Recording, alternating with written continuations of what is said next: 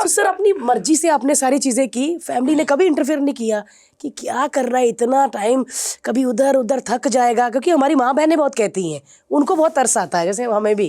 तो मम्मी को बहुत टेंशन होती थी हमेशा कि क्या कर रहा है यार, करेक्ट। तुझे पसंद है थिएटर, तूने किया, सब ठीक है, पर अभी थोड़ा, because I got married in 2008। शादी भी हो गई आपकी? अच्छा 2004 में आप आए, 8 में आपने शादी की? भाई इतना काम था फिर भी ये काम किया आपने? हाँ, मैंने कहा करना है तो टाइम पे करते हैं, नहीं तो फिर मतलब क्या है। 2008 में शादी भी कर ली? मैं बॉम्बे आई थी तब। यार ये भी बहुत अच्छी बात है यार कि टाइम पे शादी करना। 14 जनवरी 2008 मैंने जॉब ले ली थी full time, and December 2008 I got married. What was your wife's reaction towards all She is this also an thing? actor. She is also from theatre world. So ये ठीक है भाई, फिर ही उसे सेट बन पता था सकता है। कि उसे पता था कि ये कितना भी घूम घाम ले करेगा तो यही। करेक्ट। बट सो या आई मीन उस सबसे ज्यादा उसका सपोर्ट है यार, क्योंकि उसी का टाइम ले लेके बाहर बेचा है मैंने।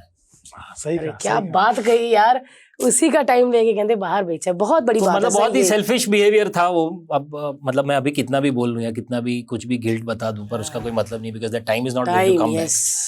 But thankfully it paid off well. वाह इतने साल जो करते रहे हम लोग इधर उधर, क्योंकि जॉब करते थे, अब हमेशा दिमाग में ऐसा रहता था कभी कोई शूट पे बुला लेगा तो छुट्टी बचा के रखते हैं, तो ना छुट्टी लेते थे, ना घूमने चले जाते थे, ना कुछ करते थे कि नहीं थोड़ा।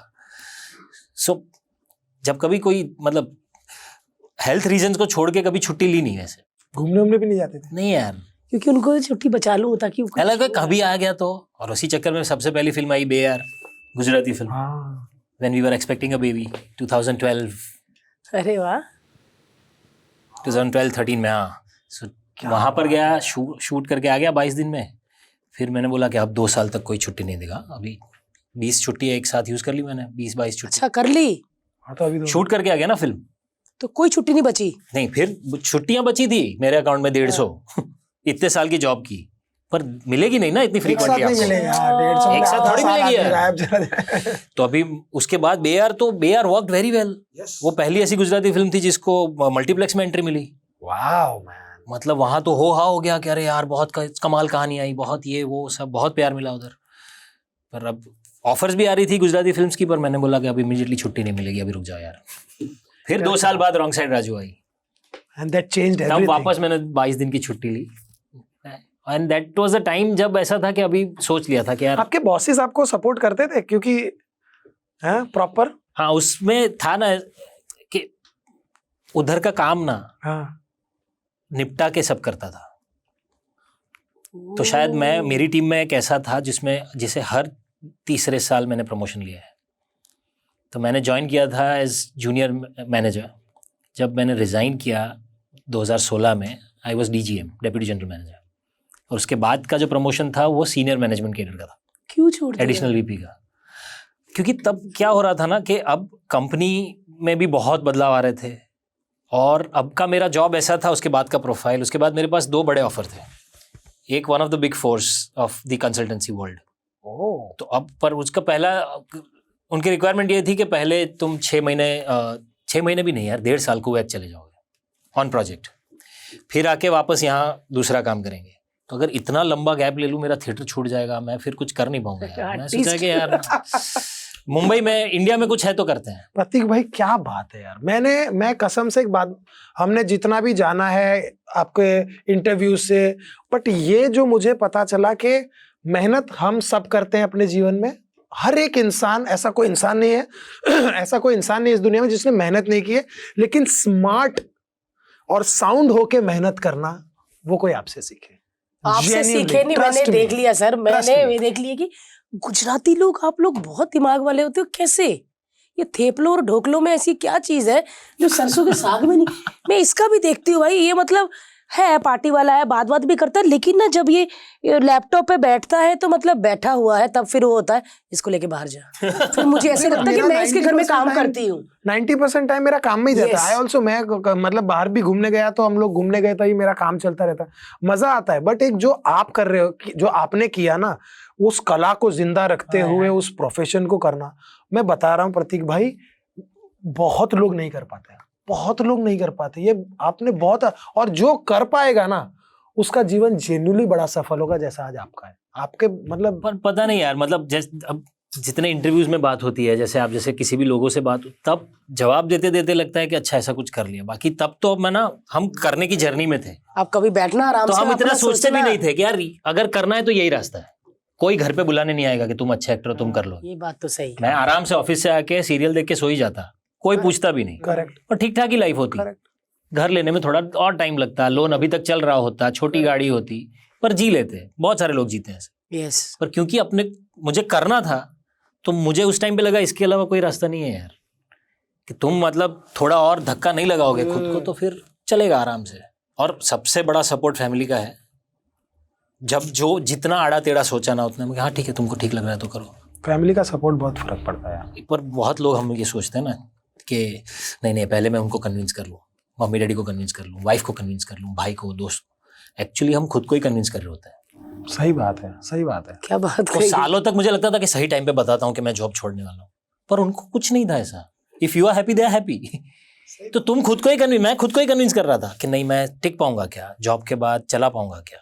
आज सैलरी साल की 20 लाख है, अगले साल 10% बढ़ाओगे 22 लाख हो जाएगी। वाह। तो अगर जॉब छोड़ दी तो साल का 22 लाख कहाँ से लाऊंगा। ये सब खुद को ही पूछ रहे हो, खुद ही ढूंढ रहे हो। हाँ, घर वालों का नाम लगाए। घर वालों का नाम भले हम लगाएं, पर जवाब तो खुद ही ढूंढ रहे हैं ना। Correct correct.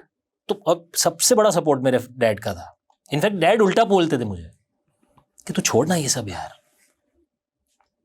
और उन्हीं की लाइन है, क्या होगा, भाड़े के घर में रहेगा, बिना गाड़ी के घूमेगा, कितना खुश होगा वो सोच। तू ये छोड़, तू एक्टिंग ही कर। तो मैं उनको उल्टा समझाता था कि ऐसे नहीं होता है डैड, थोड़ा रुकिए, पहले थोड़ा संभालना पड़ेगा सब, फिर करते हैं। बट यार पंजाबियों वाली बात की उन्होंने, वो क्या ऐसे ही होता है यार, तुम कितना सोचोगे।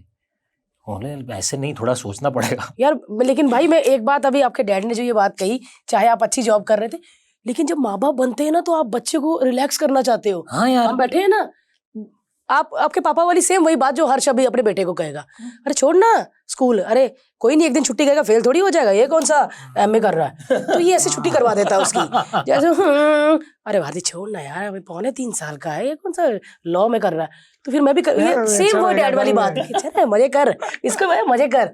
तो वो वाले हम अपने बच्चों को बड़ा इजी करवाना चाहते हैं ना, लेकिन ये बच्चा तो टेढ़ा ही था भाई। वो है यार एक्चुअली कि उतना इजी करवाना भी नहीं चाहिए। नहीं, वो तो अभी क्या छोटा है तो इसलिए करवाएंगे, बाकी तो हार्डशिप्स हमारे माँ बाप ने भी हमको बहुत। तो मेरी जनरेशन के सारे डैड से बहुत, मम्मी डैडी से बहुत शिकायत रहती है। हाँ, अरे बड़ा हम लोग क्या जनरेशन के ना कि नहीं हमें ये सब नहीं मिला, बच्चों को तो दे देंगे। हाँ, ये हमें डिफिकल्टी हुई, बच्चों को तो नहीं होनी चाहिए। ये ऐसा नहीं होना चाहिए ना यार। ये उसको हर दूसरे दिन गिफ्ट दे रही है, हर दूसरे दिन। मैंने बोला भारती उस समझ उसको, फिर ऐसा लगे गिफ्ट तू जिस दिन नहीं देगी उस दिन तेरे। नहीं, इसमें बड़ी डिसर्विस क्या है पता है बच्चों से, जो अभी मुझे लगता है, मैं कोई एक्सपर्ट नहीं हूँ किड्स केयर का, बट आई थिंक जस्ट नहीं अपने बच्चे का तो हाँ बता ही सकते हैं ना। बच्चों को ना सुनने की, ना को प्रोसेस करने की आदत ही नहीं रहेगी यार।